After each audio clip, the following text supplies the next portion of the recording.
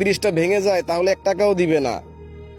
এই ভালো করে দেখে শুনে কাজ কইরো, আর লাটগুলা ভালো করে টাইট কইরো, একটা লাটও যেন লুজ না থাকে। এদেরকে না বললে এরা ঠিকঠাক মতো কাজও করবে না। কন্ট্রাক্টর সাহেব, এবার ব্রিজটা মনে হয় খুবই মজবুত হয়েছে। আমার তো মনে হয় 10 বছরও কিছু হবে না। কোনো লাভ নেই, এই ব্রিজটা যত শক্ত করে নির্মাণ করা হোক না কেন, এই ব্রিজটা ভাঙবেই। কে বললো কে কথাটা?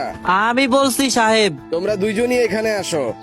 তুমি যে বললা ব্রিজটা আবারও ভেঙে যাবে, তুমি কিভাবে এত শির করে বলতে পারো ব্রিজটা ভাঙবে কি ভাঙবে না? সাহেব আপনি তো জানেন এই ব্রিজটা আগেও বহুবার নির্মাণ করা হয়েছে ভালোভাবে, কিন্তু এই ব্রিজটা কিন্তু টিকে নাই, বারবার ভেঙে গেছে। আমার কাছে মনে হয় কি সাহেব, এই ব্রিজের নিচে কোনো দৈত্য বসবাস করে। যদি অল্প বয়সের কোনো ছেলের মুন্ডু কেটে এই ব্রিজে দেওয়া যেত, তাহলে হয়তো এই ব্রিজটা ভাঙা বন্ধ হয়ে যেত। কি বলতেছো তোমরা? যাও তোমরা গিয়ে কাজ করো। আচ্ছা মালিক, ঠিক আছে। সাইদুল, এরা আবার কোন ধরনের আজব কথা বলে? কন্ট্রাক্টর সাহেব, এই বিষয়ে আপনাকে পরে আমি বুঝিয়ে বলতেছি, এখন এখান থেকে চলেন। হ্যাঁ চলো। আমার কাছে কন্ট্রাক্টর সাহেব মনে হয় ওই কর্মীরা ঠিকই বলছে, ওই ব্রিজে কোনো ভয়ানক দৈত্য বা দানব আছে। কি বলতেছো? ওইখানে দৈত্য বা দানব আছে?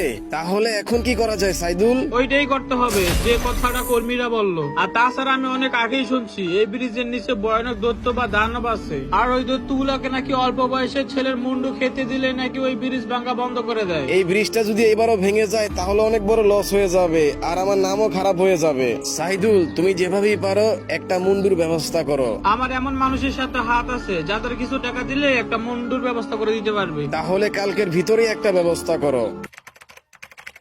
কিরে সাইদুল, কাদেরকে আসতে বলছস? এখনো আসতেছে না? কতক্ষণ ধরে আমরা এখানে দাঁড়ায় আছি? কন্ট্রাক্টর সাহেব, ওরা কিছুক্ষণের মধ্যেই এসে পারবে, ফোন দিছিলাম। আচ্ছা সাইদুল শোন, এই বিষয়গুলো যেন কেউ কোনোভাবেই জানতে না পারে। আরে কেউ কিছুই জানতে পারবে না। ওই তো একটা গাড়ি দেখা যেতেছে, মনে হয় ওরাই আসতেছে।